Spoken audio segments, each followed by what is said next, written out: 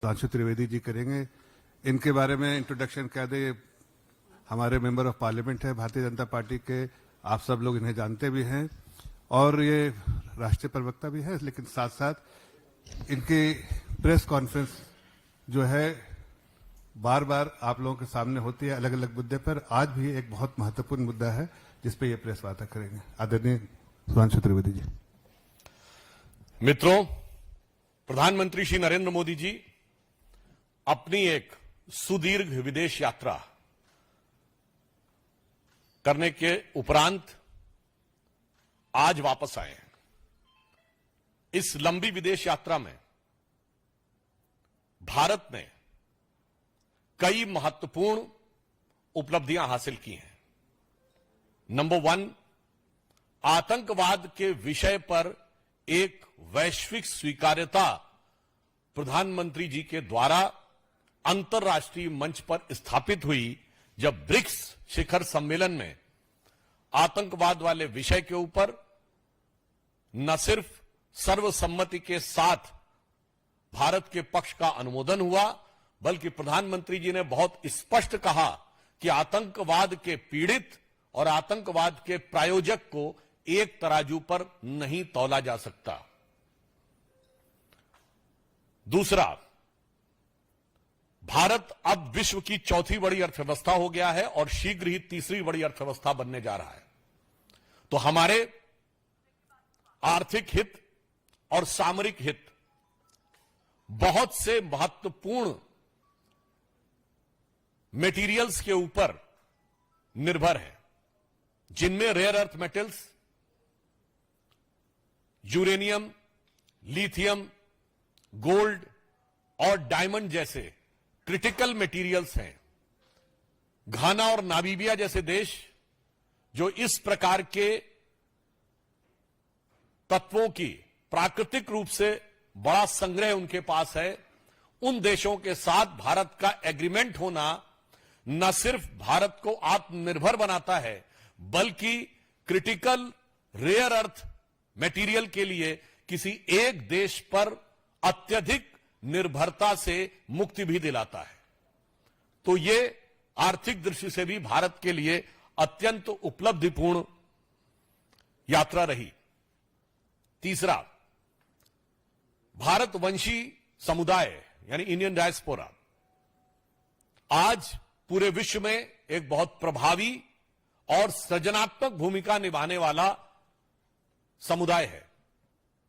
Trinidad tobacco और घाना जैसे देशों से जो भारतीय मूल के लोगों का संबंध घाना से लगभग शताब्दी पूर्व का है और ट्रिनिडाद एंड टोबैको से 180 साल पुराना संबंध है। आप सभी ने देखा कि ट्रिनिडाद की प्रधानमंत्री जो कमला विश्वेश्वर जी हैं, वो मूलतः बिहार के बक्सर की रहने वाली हैं। यानी एक प्रकार का कैसा सामाजिक और सांस्कृतिक संबंध भारत का इन देशों के साथ है, उसको एक नए आयाम तक पहुंचाना यह तीसरी बड़ी उपलब्धि है। सो आई वॉन्ट टू से categorically, after this immensely successful tour of the countries, there are three main takeaways. Prime Minister has unequivocally and categorically established the matter of terrorism at the BRICS, and he has said that the perpetrators of the terror and the victims of terror cannot be equated. So this was our diplomatic success, and it was very important for the strategical point of view.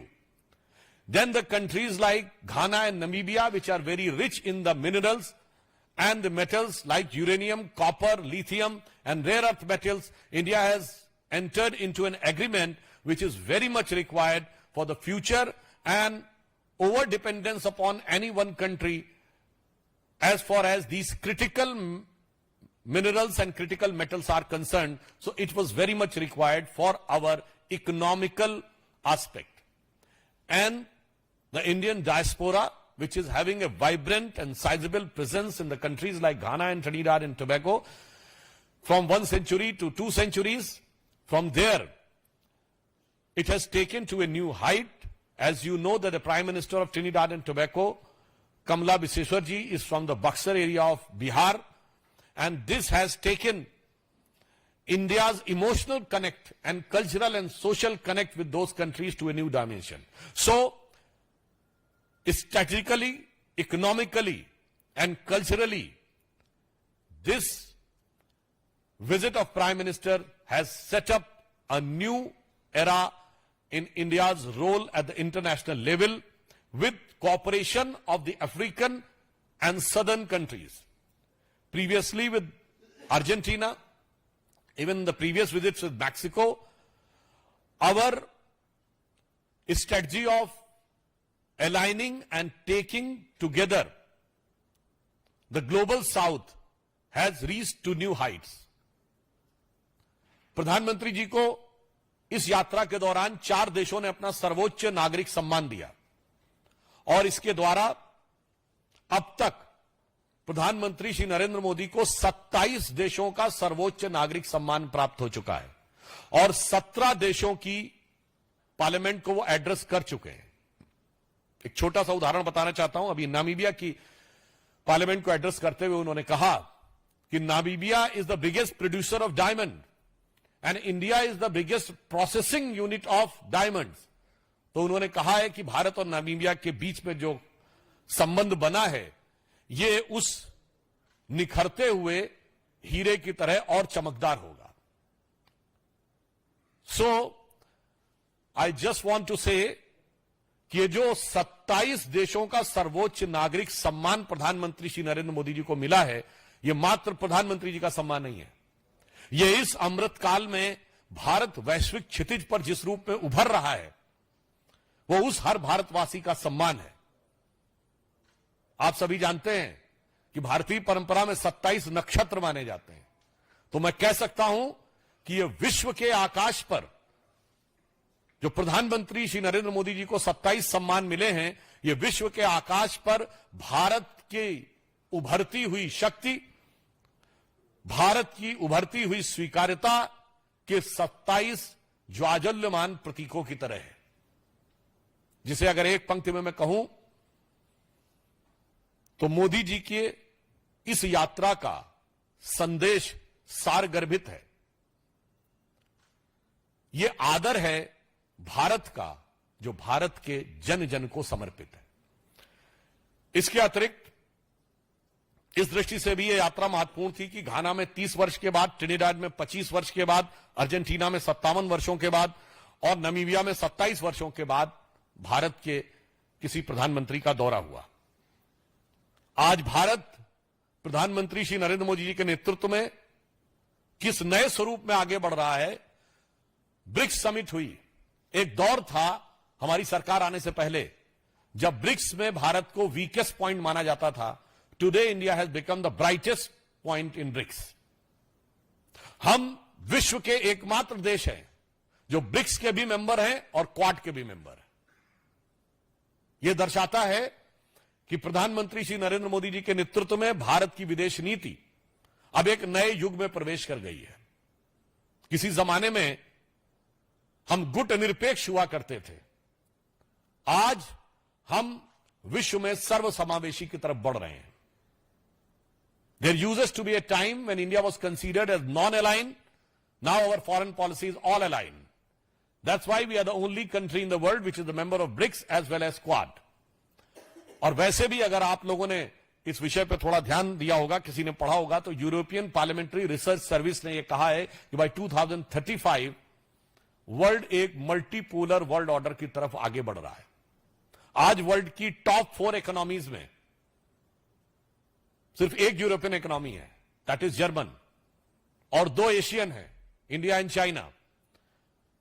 Most likely with in a year all top 3 में 2 Asian होंगी, 1 America होगा, most likely European countries नहीं होंगे। This will be a major shift in the entire global world order after industrial revolution.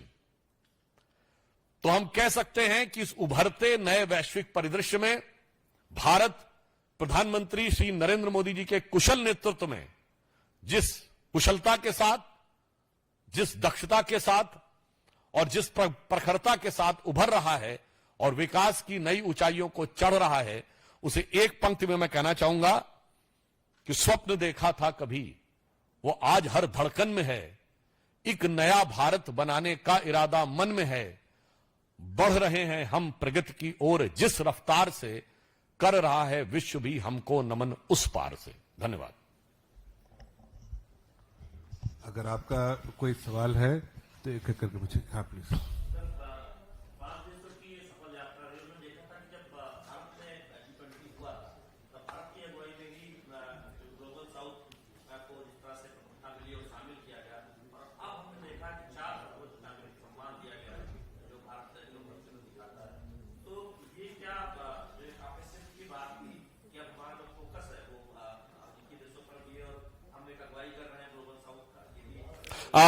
देखिए, हमारी सरकार आने के बाद विदेश नीति में फंडामेंटल चेंज आया।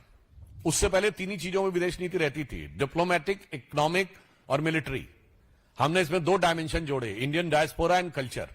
अब किसी विश्व के किसी एक क्षेत्र की तरफ संपूर्ण विदेश नीति को देखने की बजाय एक सर्वव्यापक और एक सर्वसमावेशी विदेश नीति का उदय मोदी जी के नेतृत्व में हुआ है। We are looking toward east also and we are having a very strong connect with the global south also. Sudhanshu ji ने जो कहा था, क्वाड के मेंबर भी है भारत ब्रिक्स का भी मेंबर है और Bharat permanent invited G7 nation में, यह खिताब सिर्फ हिंदुस्तान को ही है। बाकी कोई ऐसा दुनिया का देश नहीं जो कि तीनों का मेंबर हो। कोई दूसरा सवाल किसी का हो? गौरव जौहरी जी प्लीज। सर, ब्रिक्स सफल रहा है और भारत का डंका बजा है, लेकिन ट्रंप बहुत नाराज है। बोल रहे हैं कि 10% एक्स्ट्रा टैरिफ लगाएंगे ब्रिक्स वाले देशों पे, तो भारत पे भी रहेगा। इस पे क्या कहेंगे? देखिए, वो उनके देश का अंदरूनी मामला है और जहां तक भारत के साथ ट्रेड डील है उस विषय पे वार्ता चल रहा है। परंतु एक बात बहुत स्पष्ट है कि भारत अपने वाणिज्यिक हित, यानी जो हमारे व्यापारिक हित हैं, अपने सामरिक हित जो हमारे मिलिट्री इंटरेस्ट हैं, और अपने कूटनीतिक हित यानी जो डिप्लोमेटिक इंटरेस्ट हैं, उनको सेफ गार्ड करने के लिए पूरी तरीके से कृत संकल्पित है। और ये 2016 के पेरिस से लेके, बाली 2014 से लेके और हाल के ब्रिक्स तक यह स्पष्ट दिखाई पड़ा है। इसलिए भारत के जन जन को पूर्ण विश्वास है कि मोदी जी के नेतृत्व में भारत के सभी हित सभी परिस्थितियों में पूर्णतः सुरक्षित और सुदृढ़ है।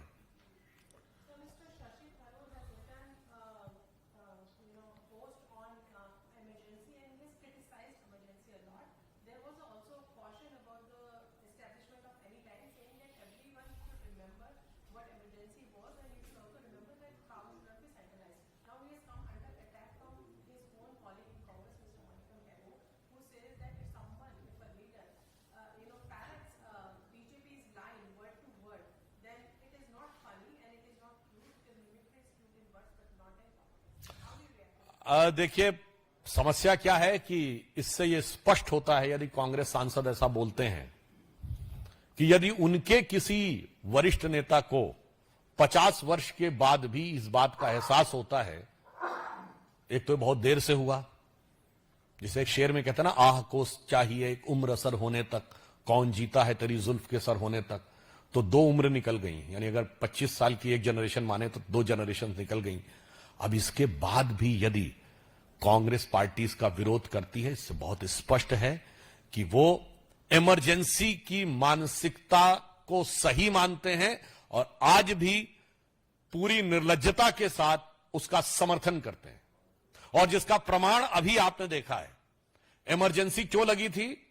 क्योंकि इंदिरा गांधी जी का चुनाव रद्द कर दिया गया था। तो कांग्रेस ने कहा कि संवैधानिक संस्थाओं की मान्यता हमारी चुनावी हार जीत के आधार पर तय होगी। और अभी आपने देखा जो बिहार में प्रदर्शन किया है, 50 साल में मानसिकता नहीं बदली है। वही मानसिकता राहुल गांधी जी के वक्तव्य पर लक्षित होती है कि मेरी चुनावी हार जीत के आधार पर संवैधानिक संस्थाओं की मान्यता तय होगी। तो यह दर्शाता है कि पीढ़ियां बदल गई पर सोच नहीं बदली। मेरे ख्याल से और किसी का सवाल नहीं, तो बहुत बहुत धन्यवाद, आप लोग इस प्रेस वार्ता में आए। Thank you.